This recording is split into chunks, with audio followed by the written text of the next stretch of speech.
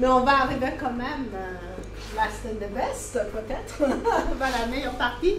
Je vous présente le Dr Nicolas Figuet, qui est expert en interopérabilité au sein de Airbus, et qui était aussi intervenant au sein de l'Université Lyon 1, au sein de notre département. On a toujours compté sur son soutien et son aide pour les différentes formations ici à Lyon 1, et qui va nous présenter sur son point de vue au niveau de Cloud, Internet of Things, Internet des objets au sein de Airbus. Bonjour à tous, j'ai la dure mission de faire la dernière présentation juste avant le repas, donc je vais essayer de faire pas trop traîner pour que vous puissiez aller déjeuner en temps et en heure. Donc effectivement, je travaille au sein du groupe Airbus où je suis chercheur d'une part, et puis je suis expert dans le domaine de tout ce qui est échange, partage et pérennité des données qui décrivent un avion au sein de l'entreprise. Alors je vais aller un petit peu plus loin dessus, puis vous présenter une perspective complètement nouvelle, je pense, par rapport au cloud, qui va être liée à l'émergence de ce qu'on appelle l'Internet of Things. Et je vais vous faire un retour sur ce qui est en train de se passer actuellement et l'impact que ça peut avoir pour l'avenir. Et puis comme c'est déjà demain, je dirais tout ce qui est en train d'émerger maintenant là, aujourd'hui, c'est ce qu'on va attendre de la part des étudiants qui vont arriver sur le marché pour mettre en place ces nouveaux process et ces nouvelles choses. Donc c'est un petit peu un échange, une prospective par rapport à ce qui se passe, et puis une réflexion sur ce dont on peut avoir besoin sur la mise en œuvre du cloud, les compétences nécessaires, et puis ce qu'on peut attendre de la formation sur des étudiants, mais également de la formation continue pour les ingénieurs qui aujourd'hui vont devoir comprendre ce que c'est le cloud, l'Internet of Things, et puis comment le mettre en œuvre de manière appropriée pour des clients. Alors, le groupe Airbus, c'est un groupe qui est numéro 1 au niveau de tout ce qui est hélicoptère. On se bat avec Boeing entre numéro 1 et numéro 2 pour tout ce qui est avion civil. On est également dans le spatial et dans le militaire. Bon, Ariane, c'est aussi le groupe. La 400M également. Bon, mais celui-là, il a peut-être moins bonne presse depuis des événements qui ont eu lieu il y a quelques temps.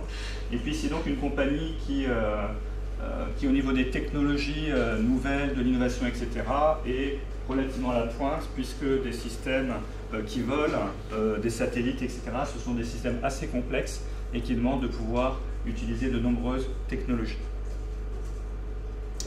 Alors, là, on est ici en train de parler d'informatique. Donc, qu'est-ce que je vais faire ici? C'est plutôt vous parler de l'impact des technologies de l'information et de l'Internet sur les activités d'un groupe qui travaille dans ce domaine. On part du produit, comme par exemple la 350, et puis ce produit, il va falloir qu'on le développe collaborativement avec tout un ensemble de partenaires, parce qu'on ne maîtrise pas tous les tenants et aboutissants au niveau des composants de l'avion. Par exemple, on n'est pas spécialiste au niveau des moteurs ou de certaines autres technologies qui en font partie. Et donc, on va être nombreux à travailler à l'élaboration d'un produit, à sa fabrication et à son support. Et pour ça, il va falloir qu'on collabore et puis qu'on travaille pour modéliser, concevoir cet avion. Et puis tout ça entre plein d'entreprises, plein de départements, plein de disciplines. Et pour ça, on va devoir avoir un système d'information technique qui tient la route pour pouvoir travailler tous ensemble. Pour ça, on travaille également beaucoup au niveau des technologies d'information sur tout ce qui est modélisation 3D d'un avion comportemental. C'est-à-dire que ce n'est pas juste le remplacement du papier, c'est du 3D, et puis on simule tout ce qui est loi de la physique ou tout le comportement de l'avion pour le concevoir bien du premier coup, et puis pour pouvoir préparer la fabrication, le support, etc. À une époque, on faisait des maquettes en bois, puis après on faisait un prototype, et puis c'était très très long, et on a réussi à réduire les cycles de développement de plusieurs années pour pouvoir faire un produit. Et économiquement, c'est très important parce qu'il y a la notion de time to market. Quand il y a un nouveau besoin qui marche sur le marché, c'est le premier qui arrive qui en général est leader. Donc il faut vraiment développer très vite. Et ces technologies de tout ce qui est maquette numérique et de simulation, ça a permis d'aller beaucoup plus vite et de développer en parallèle avec toutes les disciplines pour pouvoir être les premiers sur le marché, puis concevoir bien du premier coup. Parce que quand on fait des erreurs, c'est comme en informatique, ça coûte cher. S'il y a un bug ou s'il y a un nouveau besoin qui émerge à la fin, c'est là où ça coûte le plus cher au niveau du cycle de développement. Oui? Question, c'est à base de CATIA là? En CATIA, Simulia, on a des dizaines, voire des vingtaines ou des centaines d'outils Puis c'est pas tous les mêmes partout, bien sûr, parce que sinon ce serait trop facile. C'est pour ça, d'ailleurs, que je suis payé au sein du groupe. Pour que ce soit trop facile. Pardon? Pour que ce soit trop facile. Voilà. Donc sur la conception, on va avoir plusieurs bureaux d'études qui peuvent avoir CATIA V4, V5, V6 un jour, mais aussi d'autres outils comme ceux de Siemens par exemple. Ils n'arrivent pas à se mettre d'accord sur les mêmes outils, puis ils n'ont pas la même méthode. Et puis malgré tout, chacun va travailler sur un morceau du produit, puis il va falloir qu'ils réussissent à co-concevoir le produit tous ensemble. Donc là, ça va toute la partie conception. D'abord, c'est la préconception, c'est les grands principes de l'avion, quel type de propulsion, quel type d'aérodynamique, etc. C'est la même chose qu'en informatique. Hein. Vous choisissez le type de base de données que vous allez prendre, relationnel, NoSQL ou autre, ça va dépendre de votre cahier des charges. Vous prenez les grands blocs constitutifs. Une fois que vous êtes d'accord, vous formez les gens, vous lancez ça, puis vous faites la conception détaillée pour préparer la production. Donc c'est ce qu'ils vont faire pendant cette période. Et puis quand le plan de production, la planification de production et tous les moyens de production sont prêts, on va pouvoir lancer la fabrication. Et là, la fabrication est répartie à plein d'endroits différents. Et on utilise très fortement tout ce qui est fabrication assistée par ordinateur. Alors c'est tant les ERP par exemple, mais aussi les systèmes de contrôle de production. Et derrière, tout ce qui est au sein même des lignes de production, tout ce qui est capteur qui permet de remonter les informations sur la production et de pouvoir piloter efficacement la production par rapport aux demandes et aux commandes du client. Donc, utilisation très intensive également d'informatique dans ce domaine-là. Et puis un autre domaine, pas forcément le dernier, c'est tout ce qui est support client. Là, c'est tous les clients de la 350 qui sont un peu partout dans le monde. Et puis, ces avions, il y a le coût d'acquisition, mais après, il y a le coût d'opération, puis il y a le coût de maintenance. Et puis, il faut régulièrement les maintenir parce que sinon, on risque d'avoir des problèmes. Si l'avion a une défaillance, en général, ça fait mauvaise presse. Puis moi, je ne prendrais plus l'avion sinon. Mais on a des processus qualité très importants sur la maintenance. Il y a des pièces de rechange qu'il faut prévoir. C'est comme votre frigo ou comme l'électroménager. Mais là, pour un avion, il faut qu'au fur et à mesure, les pièces de rechange soient là. Et puis toutes les procédures de montage, démontage, réparation et test pour valider que l'avion est capable de voler après derrière. C'est aussi une activité très importante. Et ça fait partie du coût et des services qu'on vend au niveau d'Airbus.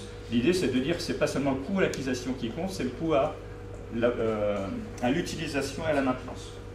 Et dans ce cadre-là, on va également avoir un usage intensif de l'informatique, puisqu'il va falloir tracer tous les avions, tous les systèmes qui sont vendus, pour vérifier que derrière ça fonctionne correctement, pour pouvoir avoir les bonnes opérations en fonction de la vie du produit, parce que ça vit de 30 à 50 ans un avion. Hein.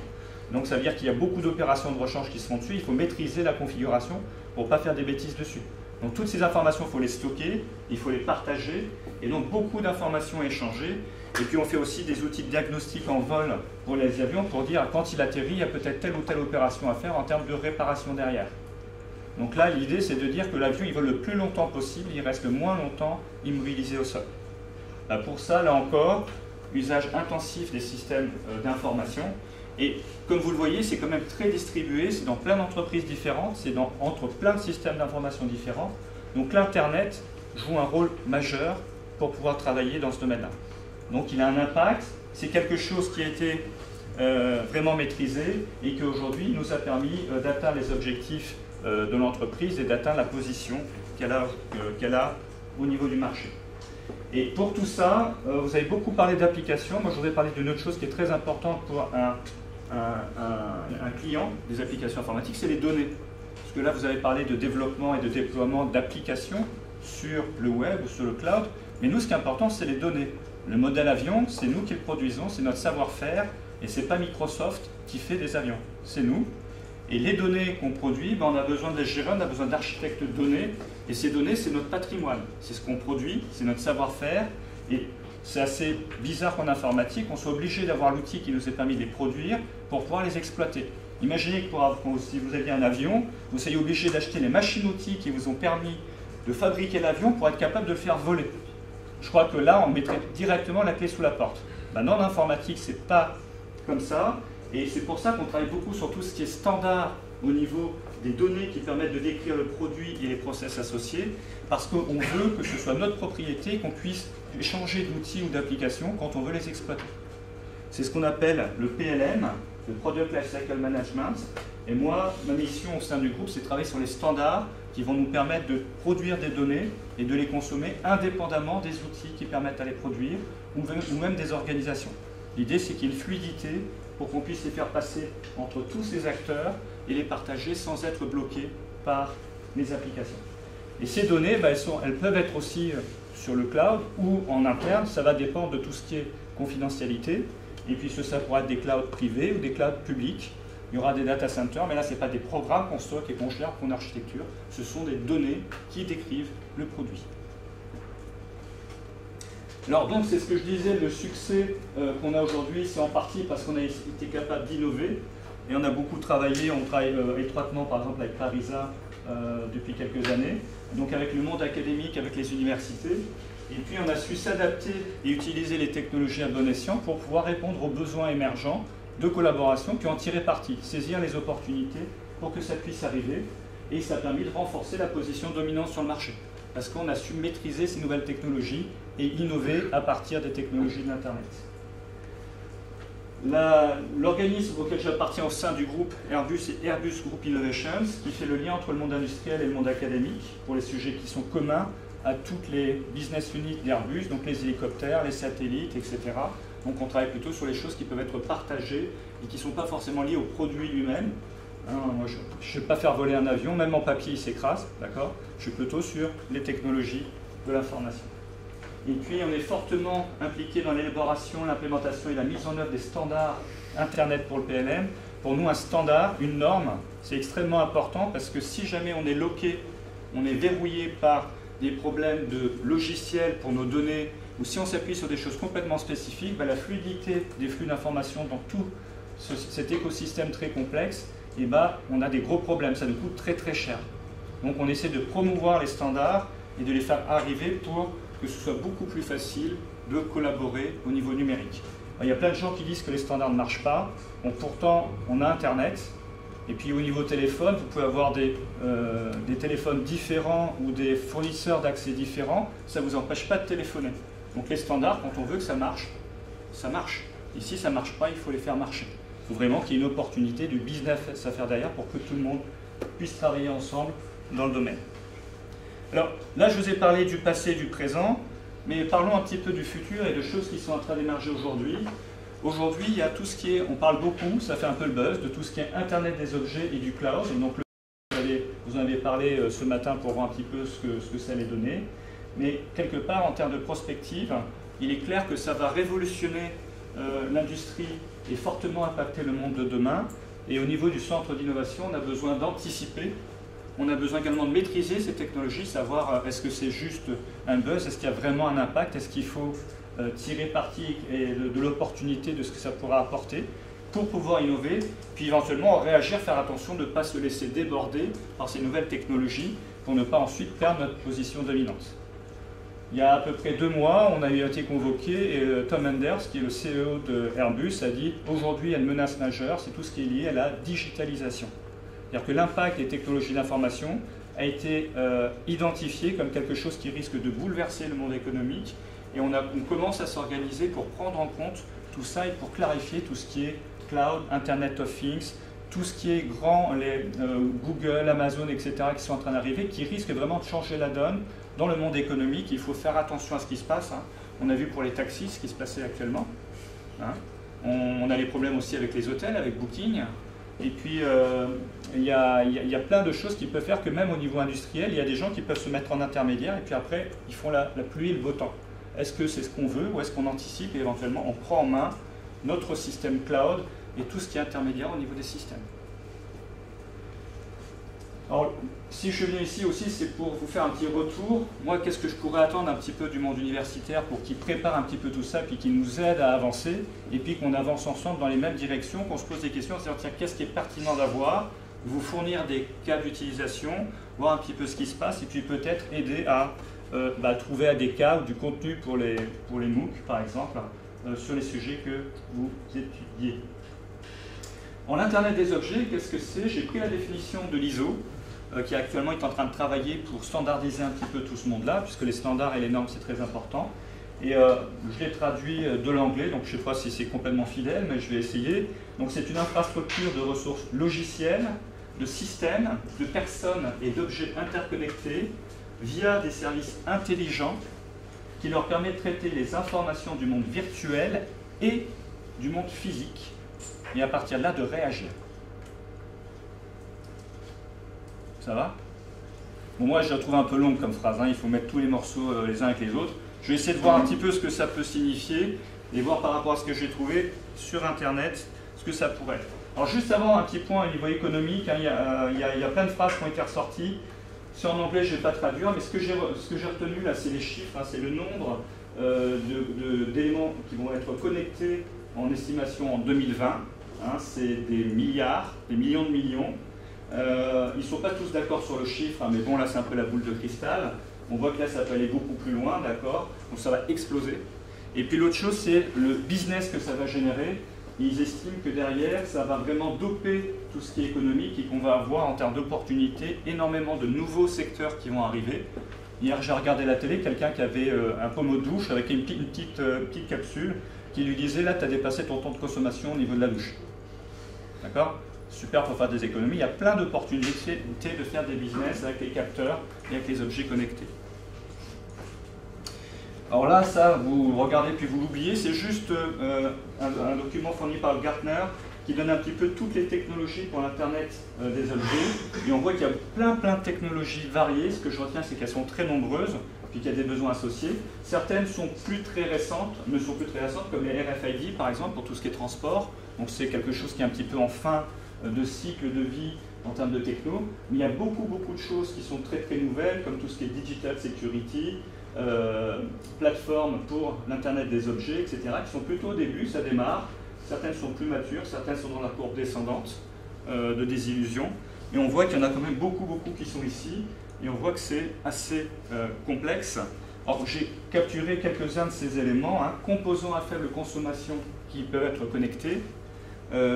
Calcul réparti. Capteurs intelligents et prédictifs. Système de contrôle avancé. Connectivité avancée et transparente, fusion des données des capteurs, que ces capteurs envoient des données, il faut les fusionner, les travailler, et c'est ce qui va amener tout ce qui est big data et analyse des données. Provisionnement automatique des services accessibles de n'importe où avec paiement à l'usage, là c'est le cloud computing, mais ce n'est pas forcément lié à votre téléphone ou à votre PC, c'est tous les objets connectés. Pour accéder aux services qu'ils donnent et pour les faire communiquer, on va passer par une infrastructure qui sera l'Internet. Et ces informations, toutes ces technologies, tous ces services seront développés et disponibles au travers du cloud. Tout ça, ça va générer beaucoup de données et beaucoup de variabilité dans les données. Puis ces données, on ne les maîtrisera pas complètement, donc on ne pourra pas toujours les croire. D'où l'émergence de tout ce qui est autour des big data qui vont permettre de traiter ça. Et puis un dernier point, c'est la sécurité, la régulation et l'interopérabilité. La sécurité, ça reste un point très difficile aujourd'hui. Imaginez que vous avez un système connecté puis qu'il y a un pirate qui prenne le contrôle à votre place de ce système. Il y a des usines qui ont été attaquées en Israël par des hackers et ils ont pris le contrôle du moyen de production et ils ont fait des dégâts en prenant le contrôle des systèmes connectés au sein de l'usine. D'accord ? Donc la sécurité est primordiale. Les régulations aussi, hein, on a parlé de la confidentialité au niveau des données, mais c'est vrai pour les personnes, mais aussi pour les entreprises. Et puis l'interopérabilité, tout ça, il faut que ça fonctionne ensemble. Si un truc ne marche plus à un moment donné et que ça arrête tout le système, on a un petit problème, surtout pour tout ce qui est avion, satellite, etc. Donc là, on a besoin que ça marche à un moment donné, mais que ça marche tout le temps, qu'on continue, même quand ça évolue. Donc l'interopérabilité est aussi un sujet crucial. Alors, c'est impossible à ignorer pour l'industrie ou pour le monde académique. Probablement, l'avion de demain sera connecté. Alors, il est déjà un petit peu, il le sera encore plus. Puis on peut même imaginer que le client qui sera dans l'avion restera connecté. Hein. Moi, je déteste devoir me déconnecter, je suis un vrai geek. Quand je ne suis pas connecté sur l'ordinateur, je ne suis pas bien. Donc, je ne suis pas bien dans les avions. Voilà, pas parce que j'ai peur de l'avion, mais parce que je ne peux pas me connecter. Ensuite, pour tout ce qui est conception, on peut imaginer que tout ce qui sera simulation sera distribué à ce service. On a besoin de beaucoup de puissance de calcul. Le cloud, c'est élastique. Quand on a besoin d'échanger, etc., le cloud computing peut vraiment aider à démultiplier la puissance de calcul et de simulation pour aller encore plus loin dans la simulation des systèmes et le faire de manière collaborative. Demain, il y aura tout ce qui est manufacturing 4.0, l'usine du futur, des réseaux dynamiques d'usines qu'on sollicite en dynamique. C'est tout ce qui se fait actuellement au niveau de l'usine du futur et de tout ce qui est recherche au niveau de la Commission européenne aujourd'hui pour la recherche. Et puis c'est aussi un axe stratégique au niveau de l'aéronautique, parce qu'aujourd'hui, là, on veut faire du bénéfice et pas sur des nouveaux produits, c'est sur le fait de produire moins cher les avions. Donc aujourd'hui, gros focus sur la recherche, sur l'optimisation de la production. Du côté du support client, on a le support opérationnel avec la maintenance qui va tirer parti des capteurs, mais ces capteurs, aujourd'hui, on les a déjà mis en place, on a déjà des gros bénéfices dessus, mais avec des technologies qui sont de plus en plus diffusées, etc., on peut imaginer que ça coûtera beaucoup moins cher à mettre en œuvre, à maintenir, à faire évoluer, à standardiser, et peut-être aussi trouver de nouvelles opportunités de service. Et puis enfin, tout ce qui est maquette numérique comportementale va pouvoir être validé par les observations sur le produit au travers de ces processus. C'est-à-dire qu'on fait un modèle, mais il faut le vérifier puis le valider avec la réalité, mais avec des capteurs tant sur le système de production que pendant le vol ou pendant les opérations de maintenance. On va pouvoir récupérer beaucoup de données en feedback pour pouvoir vérifier que ce modèle est vraiment valide et que ça reflète la réalité. Et on va pouvoir optimiser au niveau du cycle et faire des modèles numériques qui sont de plus en plus proches de la réalité en ayant des modèles qu'on va pouvoir vraiment conforter grâce à ces nouvelles technologies. Donc ça, c'est le monde de demain avec l'impact potentiel de l'Internet of Things. Et là, a priori, je pense que tout ça, c'est déjà dans les carnets, mais avec l'Internet of Things qui arrive, ces technos étaient déjà là, mais ce qui change, c'est que l'Internet est en train d'évoluer, c'est un nouvel Internet, c'est un Internet qui ne va plus être juste des applications interconnectées, mais qui va être aussi tout type de choses qui seront interconnectées. Alors ici, pour le manufacturing, je vous ai fait des exemples qui étaient plutôt liés sur nos process, mais même pour les personnes, par exemple, cette montre-là est connectée, elle est GPS, et puis elle peut voir si je suis en bonne santé. Elle peut peut-être aller voir et contacter le médecin si j'ai un problème. Et puis j'ai entendu un sketch de quelqu'un qui avait son iPhone et qui se faisait opérer à distance par le chirurgien grâce au téléphone. Donc là, c'est vraiment la science-fiction. Mais on peut imaginer quand même en termes de scénario que ce sont des choses qui vont se développer au fur et à mesure. Et puis tout ça, je ne sais pas ce que vous en pensez, mais c'est quand même complexe. Et il faut gérer cette complexité, on est dans les systèmes de systèmes, et maîtriser cette complexité globale, une application que vous allez développer en disant tiens je vais peut-être pouvoir faire de l'argent dessus, tout ça, ça doit être interconnecté, ça s'inclut dans un système beaucoup plus vaste. Et maîtriser cette complexité pour que ça marche ensemble, on va avoir des architectes de process, produits, des architectes d'entreprise, et c'est eux qui vont donner la cadence pour dire je choisis les outils qui vont pouvoir s'intégrer dans cet écosystème et dans ce système complexe. Donc c'est quelque chose qui est important à maîtriser et je pense qu'il est difficile aujourd'hui d'être juste focalisé sur l'application et le logiciel, mais il faut ouvrir un petit peu et avoir l'opportunité de travailler avec d'autres disciplines et c'est quelque chose qui est important aujourd'hui. On constate beaucoup avec les étudiants qui viennent des écoles que les gens sont monodomaines et ont eu peu d'opportunités de travailler avec d'autres disciplines ensemble pour des systèmes complexes comme ça. Et quand on cherche des profils, on se dit tiens je prends un ingénieur dans tel domaine en informatique, ça ne marche pas. Je prends un informaticien, dès que je commence à lui expliquer ça, pouf, il revient directement au logiciel. Et donc pour avoir un petit peu cette capacité de prendre en compte tout ce qui se passe là, je pense qu'il faut ouvrir un petit peu et faire de la perméabilité entre le monde de l'ingénierie logicielle et ces autres types de disciplines. Alors on virtualise beaucoup tout ce qui est logiciel aujourd'hui, mais on voit qu'il y a des choses qui émergent. Et pour moi, si jamais je devais passer un message pour le monde académique, c'est qu'avec tout ce qui est en train d'arriver, j'essaie d'imaginer ma lettre au Père Noël par rapport à l'enseignement, par rapport à ces sujets. Une première idée, ce serait de pouvoir répondre aux besoins de l'industrie qui doit s'adapter à ce nouveau contexte. Aujourd'hui, c'est par rapport à ce que vous allez préparer. Est-ce que vous êtes capable de nous aider sur les scénarios que je viens de vous présenter?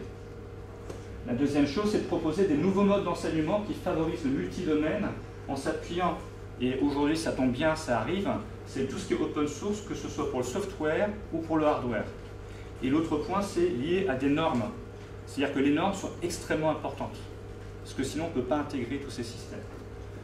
Troisième point, c'est renforcer la collaboration selon de nouveaux modes pour répondre aux besoins de l'industrie, que ce soit pour les étudiants, mais aussi pour la formation continue. Ça bouge tout le temps, et je pense qu'il n'y a pas que les étudiants universitaires, mais aujourd'hui, le marché de la formation continue, quelque part, a besoin d'avoir du matériel. Les MOOC peuvent également les aider énormément à apprendre très rapidement ce dont ils ont besoin.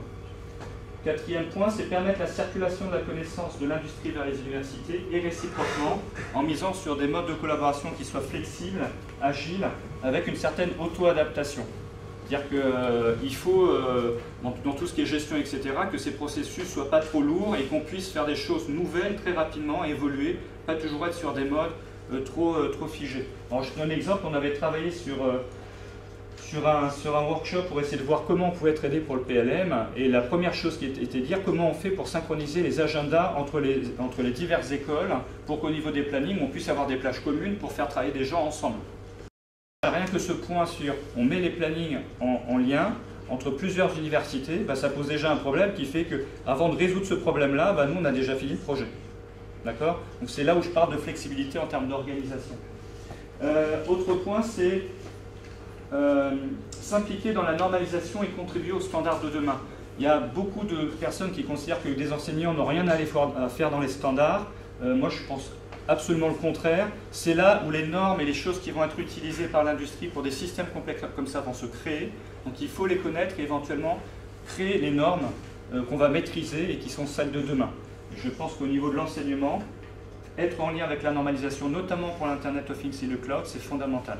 Parce que sinon, vous ne pourrez pas répondre aux besoins de l'industrie. Donc ça, c'était ma lettre au Père Noël.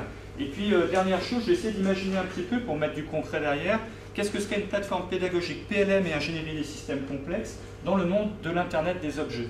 Et là, je suis allé un petit peu voir sur Internet avec des choses qui existent aujourd'hui, qui sont des tendances fortes. Et puis, j'ai essayé d'imaginer une plateforme, alors pas une plateforme pédagogique comme celle que vous avez présentée, mais une plateforme expérimentale où on pourrait travailler ensemble sur ces sujets entre étudiants, ingénieurs, etc., sur des cas concrets. On aurait à la fois du soft, du hard, etc. L'idée, ce serait que la plateforme soit évolutive, adaptable, extensible, reconfigurable, standardisée. Ça fait beaucoup. Ensuite, il faudrait qu'elle soit ouverte et open source. Il faudrait qu'elle soit utilisée pour enseigner, illustrer, vulgariser, par exemple, les notions de PLM et d'ingénierie des systèmes. Là, je ne sais pas, c'est quelque chose qui est difficile à vulgariser parce que c'est un peu complexe, mais ça vaut la peine de le partager. L'autre point, ce serait, devrait pouvoir être utilisé pour expérimenter, mettre en œuvre ce que permet l'Internet des objets. Moi, je ne crois pas au cours théorique et je pense qu'il faut faire pour comprendre. Et c'est là qu'on peut s'améliorer. Donc, il faut d'abord, il y a le faire, savoir faire faire, mais si on fait un cours mais qu'on n'a pas fait, je pense pas qu'on puisse vraiment apporter les choses. Donc il faut expérimenter. Je pense que l'expérimental est extrêmement important. Quand c'est complètement abstrait, c'est pas facile. Il faut pouvoir faire travailler ensemble des personnes aux compétences différentes, électronique, système de contrôle de vol, simulation logicielle, conception assistée par ordinateur, simulation, Internet des objets, géolocalisation, on en a parlé, hein, c'est quelque chose qui peut être intéressant, mais c'est pas qu'avec le téléphone, hein, tout type d'objets peuvent l'être. Et puis réduire la courbe d'apprentissage et le prix d'accès à la maîtrise des technologies. Parce que quand on regarde ça, on dit écoute, tu reviens dans 100 ans et on aura peut-être le profil qui te convient. Le problème, c'est qu'on en a besoin l'année prochaine. Alors, c'est peut-être pas quelqu'un qui maîtrise tout, mais en tout cas, des gens qui peuvent travailler ensemble pour maîtriser ces choses-là.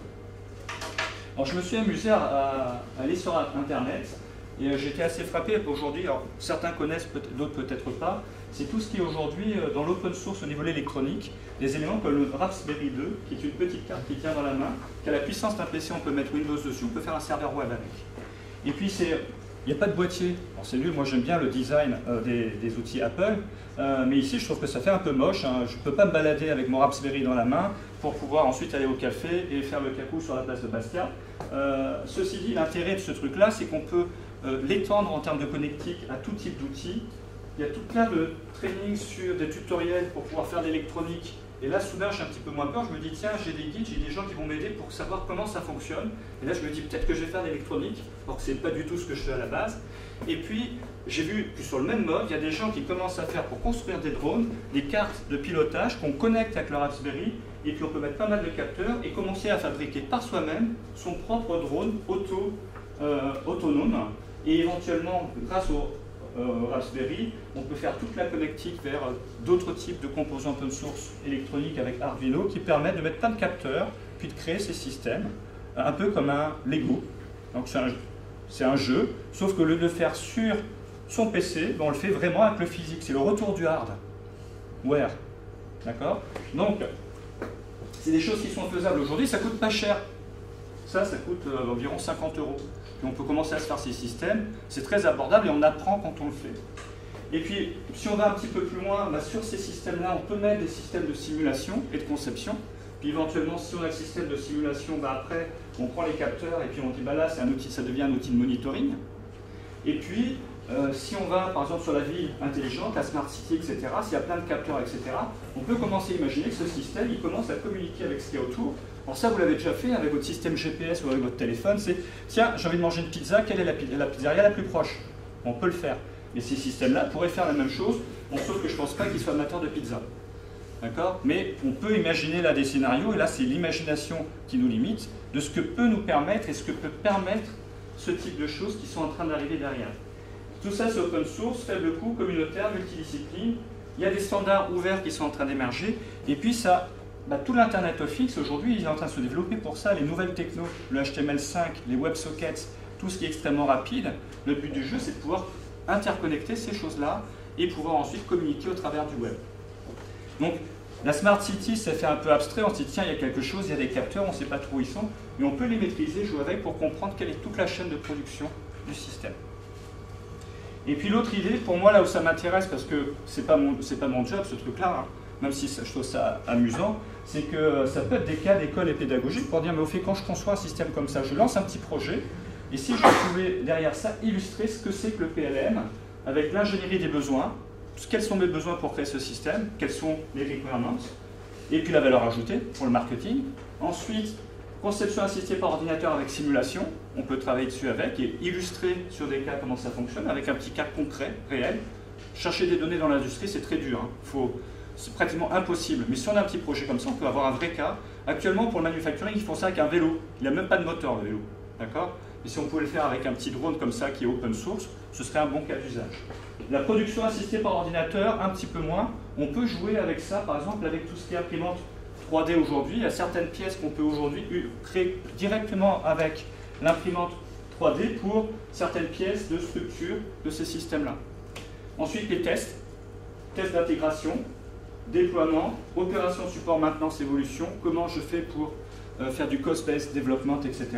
Ça fait une plateforme, je dirais, pédagogique et un peu concrète qui pourrait aider à avoir des cas et à les créer de manière ouverte, partagée, open source, à faible coût, éventuellement de manière collaborative. Voilà, donc c'est un peu ce que m'a inspiré la question que m'a posée Parisa, Internet of Things pour Airbus Group Innovations, quels sont les impacts, qu'est-ce qu'on peut imaginer pour la suite. Et je peux vous assurer que j'ai beaucoup d'imagination, mais tout ce qui est là, les gens qui l'ont lancé l'avaient déjà prévu, et je pense que c'est quelque chose qu'il faut vraiment intégrer aujourd'hui quand on pense cloud, Internet of Things. Il ne faut pas rester sur les applications mobiles que vous avez pour aujourd'hui, il faut préparer les applications de demain. Je vous remercie de votre attention.